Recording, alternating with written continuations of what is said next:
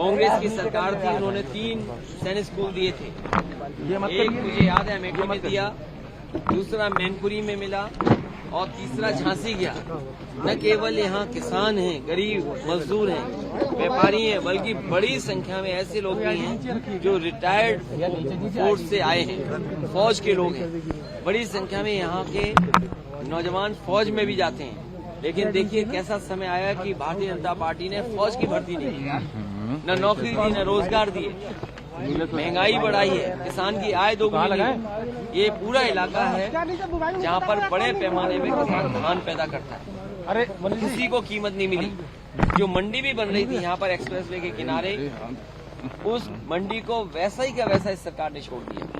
Dial 100 योजना dial 112 बना दी, लेकिन गाड़ियां पुलिस को नहीं बढ़ाई, सुविधाएं पुलिस को नहीं बढ़ाई। एम्बुलेंस जो थी 108, 102 नंबर, उस एम्बुलेंस को भी खस्ता हाल कर दिया। स्वास्थ्य सेवाएं ठप कर दी। शिक्षा क्षेत्र में पूरी बर्बादी हो गई। प्राइमरी स्कूल से लेकर के आगे की पढ़ाई, भविष्य क्या है।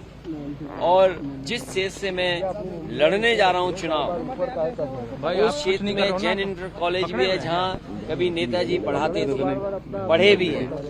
मैं गरहेल के लोगों को पहला और मैनपुरी के लोगों को पहला संकल्प लेता हूं कि आने वाले समय में जिसमें नेताजी पढ़ाया उसको यूनिवर्सिटी तक ले जाने का काम समाजवादी लोगों का होगा। बीजेपी का प्रत्याशी आएगा, लेकिन हारने के लिए आएगा। कोई भी भारतीय जनता पार्टी का प्रत्याशी आएगा, वो ऐतिहासिक वोटों से हार के जाएगा। बाबा जी कह रहे हैं 10 मार्च को ठंडी कर लेंगे। अखिलेश जी, बाबा जी कह रहे हैं 10 मार्च को गर्मी ठंडी कर देंगे। अखिलेश जी, 10 मार्च को तो वैसे ही गर्मी आ जाएगी। होली का त्योहार लगभग आज शिमला बना देंगे। अखिलेश जी, भारतीय जनता पार्टी को बताना चाहिए कि नौजवानों को रोजगार, नौजवानों का भविष्य कब बनाएंगे। सवाल ये नहीं कि गर्मी आएगी कि सर्दी आएगी, सवाल ये है कि किसानों की आय दोगुनी होगी कि नहीं होगी और नौजवानों का भविष्य बेहतर होगा कि नहीं होगा। नेताजी केशव कह रहे हैं कि यूपी की पूरी राजनीति सामुदायिक ध्रुवीकरण पे आ गई है। अमित शाह जी पर्चे बांट रहे हैं, राजनाथ जी पर्चे बांट रहे हैं और आज योगी जी ने भी साफ कह दिया कि समाजवादी पार्टी की जो टोपी है वो दंगों से लाल है। वैसे तो बीजेपी के लिए कोरोना नहीं है। अगर थूक लगा करके पर्चे बांटे जाएंगे तो कोरोना बढ़ेगा कि कोरोना कम होगा। जो लोग थूक लगा करके पर्चा बांट रहे हैं वो कहीं न कहीं कोरोना फैला रहे हैं और आचार संहिता का उल्लंघन कर रहे हैं। और जो लोग कह रहे हैं टोपी के लाल रंग को, ये लाल रंग से घबराहट है इनको। लाल रंग केवल टोपी का सवाल नहीं है। हमारा आपका, हम किसी भी जाति धर्म के हों, हमारा सबका खून लाल है।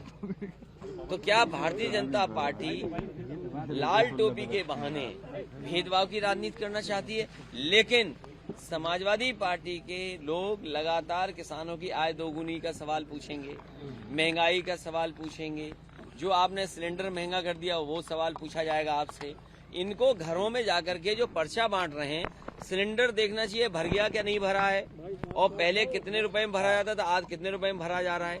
साथ ही साथ इन्हें ये भी देखना चाहिए कि जो घर है, गरीब के घर में अगर ये पर्चा बांटने जा रहे हैं तो हमें तो बता रहे हैं कि आज सरसों का तेल भी इतना महंगा हो गया।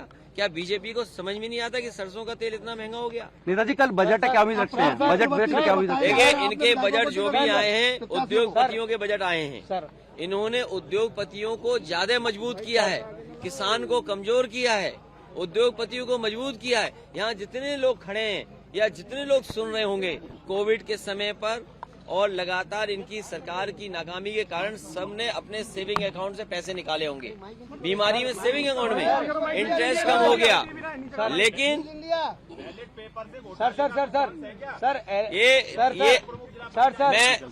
मैं ये पत्रकार साथी सही सवाल पूछ रहे हैं। मुझे सुनने में आया है कि बड़े बड़े अधिकारी हर विभाग के वोटर आईडी ले रहे हैं, चाहे वो पुलिस विभाग हो, शिक्षा विभाग हो या अन्य सरकारी विभाग हो, जिसमें बड़े बड़े अधिकारी सभी का वोटर आईडी ले रहे हैं, जिससे कि सरकार दबाव बना करके उनका वोट डाल दे। सर पश्चिम उत्तर प्रदेश में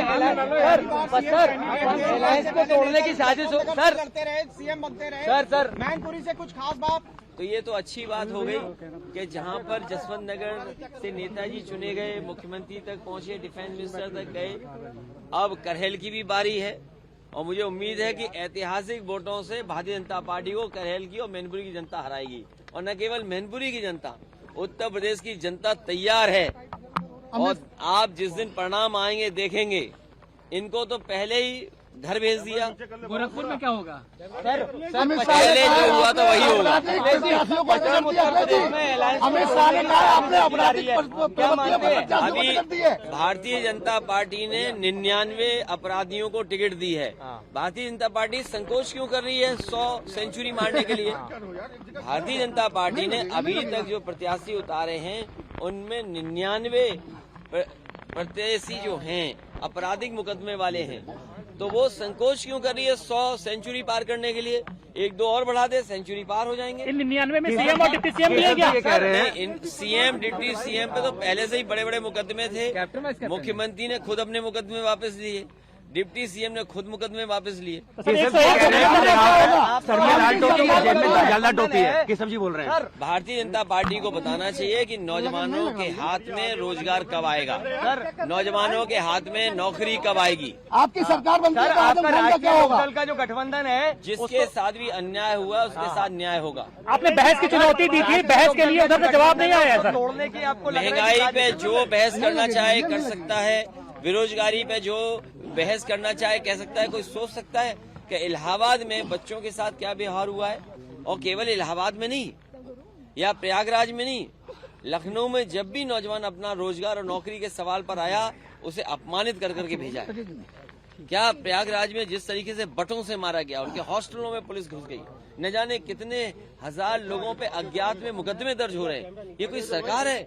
जो सरकार नौकरी नहीं दे रही, रोजगार नहीं दे पा रही, वो नौजवानों को अपमानित कर रही।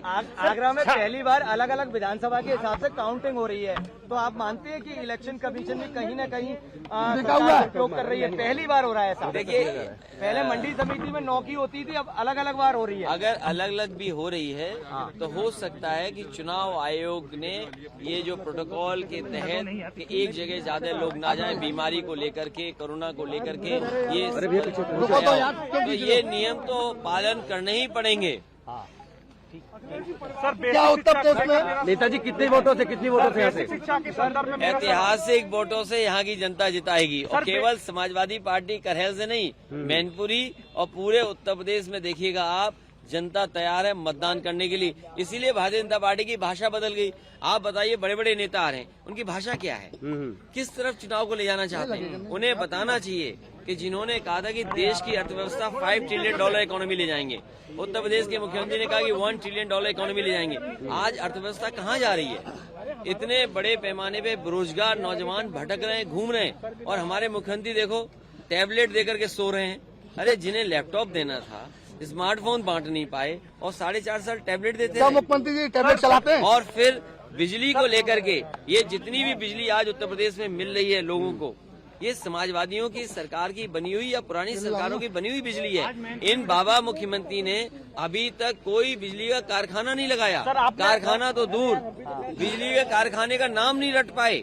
जो मुख्यमंत्री बिजली के कारखाने का नाम नहीं रट पाए, वो क्या बिजली देगा? आपकी सरकार 300 यूनिट फ्री देते ही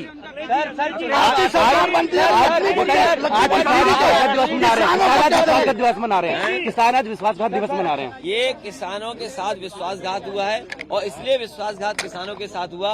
उन्हें पहले कहा कि आय दोगुनी होगी, आय दोगुनी हुई नहीं, उनकी आय को कम कर दिया। आपने अब आगे भाजपा नेताओं के जहरीले बयान आ रहे हैं, क्या कहना चाहिए सर? करुणा चुनाव आते ही भाजपा नेताओं के जहरीले बयान आ रहे हैं, जहरीले बयान आ रहे हैं भाजपा नेताओं के, क्या कहना चाहेंगे? ये चुनाव हारने लगेंगे तो और जहरीले आएंगे। सर, आपने विकास कार्य कराए, लखनऊ एक्सप्रेस बनवाया, मेट्रो चलवाई, जो कुशासन का आरोप आपकी पार्टी में लगता रहा है, उसकी पूरी समाजवादी कैसे कर पाएगी? मंत्री कह रहे हैं क्या कह रहे हैं? कि अगर हम चुनाव उत्तर प्रदेश से हार जाएंगे तो देश खतरे में आ जाएगा। देखिए, भारतीय जनता पार्टी पूरे चुनाव को बुनियादी मुद्दे पे नहीं लड़ना चाहती है। ये मैनपुरी ने देखा है, करहेल की जनता ने देखा है कि देश का सबसे अच्छा एक्सप्रेसवे उनके क्षेत्र से होकर के गुजरता है। बड़ी मंडी बन रही थी यहाँ नौकरी रोजगार के अवसर पैदा होते। इसलिए इस सरकार ने जनता को धोखा दिया है। इस बार जनता इनको सबक सिखाएगी।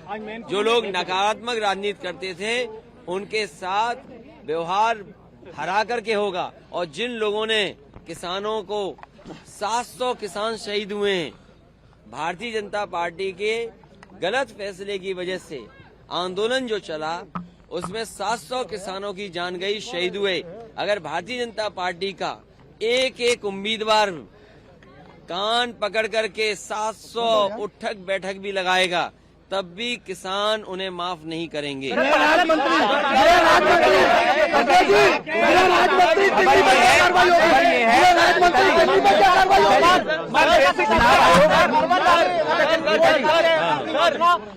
शहरी युवाओं को देखिए, रोजगार को लेकर के मैंने ये कहा कि जितने भी सरकारी विभाग में पद खाली हैं उन पदों को भरा जाएगा।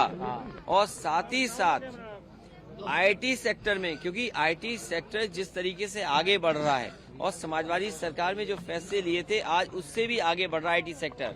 और लोगों ने महसूस किया है कि हर क्षेत्र में आईटी की सर्विसेज बढ़ रही हैं। तो पहला संकल्प लिया था कि 22 लाख अच्छी नौकरियां समाजवादी सरकार में नौजवानों को देने का काम और रोजगार से जोड़ने का काम समाजवादी सरकार में होगा। 22 लाख केवल आईटी सेक्टर में। अभी मैंने सरकारी विभाग नहीं जोड़े। और इसी तरह समाजवादी पार्टी ने ये भी तय किया है कि पुरानी पेंशन बहाल होगी। और पुरानी पेंशन को लेकर के जैसे ही समाजवादियों ने ये कहा कि हम पुरानी पेंशन बहाल करेंगे, वो क्या शुरू कर रहे हैं? उनके चीफ सेक्रेटरी ये कह रहे हैं कि नई और पुरानी की बहस छेड़ रहे हैं।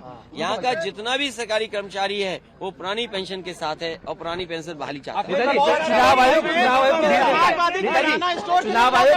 नहीं, उसमें कोई, देखिए, जो समाजवादी पार्टी ने थाली के लिए कहा कि गरीब को 10 रुपए में थाली मिले जिसमें पौष्टिक आहार हो, पौष्टिक भोजन हो। पहले 20 रुपए में समाजवादी पार्टी ने शुरू किया था लखनऊ में, इस सरकार ने बंद कर दिया। अक्षय पात्रा को बढ़ावा दिया था जिसमें बच्चों को हॉट कुक्ड फूड मिल रहा था, दूध भी दे रहे थे, फल भी दे रहे थे। समाजवादी सरकार बनेगी तो समाजवादी थाली में पौष्टिक भोजन मिलेगा और 10 रुपए की होगी। साथ ही साथ कुछ ऐसी चीजें जो जरूरत की हैं, क्योंकि लोहिया जी ने कभी सिद्धांत दिया था दाम बांधो का, और दाम बांधो के तहत अगर हमें समाजवादियों को समाजवादी स्टोर्स या किराना बाजार ऐसे खोलने पड़े जो जरूरत की चीजें हैं उनके दाम कम हो, फिक्स हो, तो शायद गरीब लोगों को और आम लोगों को ज्यादा लाभ पहुंचे। नेताजी, चुनाव आयोग ने संकेत दिया है, चुनाव आयोग ने संकेत दिया है,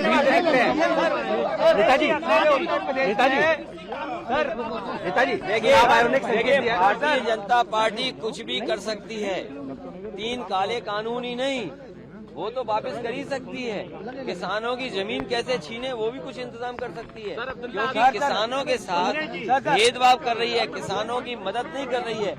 ये सरकार कानून ला करके और इन्होंने बहुमत के साथ बड़े लोगों की मदद कर रही है, उद्योगपतियों की मदद। नेताजी, चुनाव आयोग ने संकेत दिया है कि रैलियों के लिए, चुनाव आयोग ने संकेत दिया है कि रैलियों के लिए छूट मिल सकती है। नहीं, हमारा परिवारवाद तो भारतीय जनता पार्टी खत्म कर रही है। हमारा परिवार तो भारतीय जनता पार्टी खत्म कर रही है। भारतीय जनता पार्टी को बधाई। चुनाव आयोग ने संकेत दिए हैं। अब्दुल्ला आजम खान ने जानकारी बताया। और दूसरी बात, आपने अभी किसानों की कही, आज 31 जनवरी है, पूरे देश में किसान कर रहे हैं वादा। बता दिया। मैं किसानों को बधाई देता हूं वादा खिलाफी आंदोलन के लिए। और किसानों ने जब जब लड़ाई लड़ी है, किसानों ने लड़ाई जीती है। और किसानों की एकजुटता और वोट को लेकर के जो चुनाव उत्तर प्रदेश और पंजाब में आ गया, उसकी वजह से भारतीय जनता पार्टी ने 3 काले कानून वापस लिए हैं। इनकी नीयत साफ नहीं है, इन्होंने बहुमत का दुरुपयोग किया और किसानों के लिए काले कानून लाए। आने वाले समय में किसान एकजुट हो जाएं। और मैंने पहले भी कहा कि जिस तरीके से 700 किसान शहीद हुए हैं, भारतीय जनता पार्टी का एक एक प्रत्याशी अगर कान पकड़ करके उठक बैठक भी लगाया गया 700 बार, तब भी किसान उन्हें माफ करने वाले नहीं है। चुनाव आयोग ने संकेत दिए हैं सर नेताजी, चुनाव आयोग ने संकेत दिए हैं कि रैलियों में झूठ पत्रकार साथी है, सब तुम ही पूछोगे टीवी नहीं सर है। बीजेपी के लोग अरे रुको एक मिनट, अब खड़ा तो होने दो। बीजेपी कुछ भी कर सकती है, नाम बदल के कुछ ले आएगी तो। सर अरे गृह राज्य मंत्री भारतीय जनता पार्टी ने और हमारे बाबा मुख्यमंत्री ने एक भी बिजली का कारखाना नहीं लगाया। अगर एक भी कारखाना लगाया हो तो बताओ हमें। नेताजी, बाबा मुख्यमंत्री ने एक भी बिजली का कारखाना लगाया हो तो बताओ। नेताजी, चुनाव आयोग ने संकेत दिया है कि प्रतिनिधियों में ढील दिया सकती है। जो ढील दें जल्दी दें ढील। सर बेसिक शिक्षा के संदर्भ में मुझे नहीं पता कौन लड़ रहा है, लेकिन एक बात मैनपुरी की जनता ने तय किया है कि इस बार ऐतिहासिक वोटों से भारतीय जनता पार्टी हारेगी। नकारात्मक राजनीति खत्म होगी, खुशहाली की राजनीति शुरू होगी, भाईचारा की राजनीति होगी। ऐसे लोग जिन्होंने अपना संकल्प पत्र कूड़ेदान में फेंक दिया हो, उनसे क्या उम्मीद जनता करेगी। आज कौन सी जनता दुखी नहीं है बताओ। कोरोना के समय पे आपको खुद ऑक्सीजन ढूंढनी पड़ी, नहीं ढूंढनी पड़ी, आपको अपनी दवाई ढूंढनी पड़ी, आपको बिस्तर नहीं मिला। और ये सरकार कह रही थी सब इंतजाम अच्छा था, इन्होंने जनता को अनाज छोड़ा है।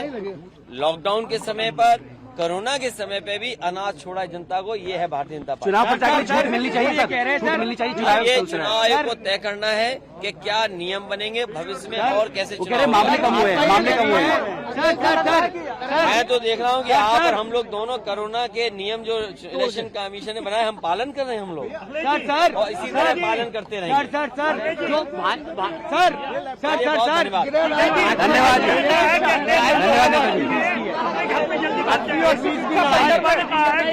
80 और 20 की लड़ाई कि हारने के बाद अपने घर में जल्दी घुस जाएंगे। सर ये बात समाजवादी पार्टी ने इसलिए तय किया है, यहाँ की जनता ने हमेशा ऐतिहासिक वोटों से जिताया है। इस चुनाव में भी भारतीय जनता पार्टी को ऐतिहासिक वोटों से हराएगी यहाँ की जनता। उसका इंतजार भारतीय जनता पार्टी को करना चाहिए।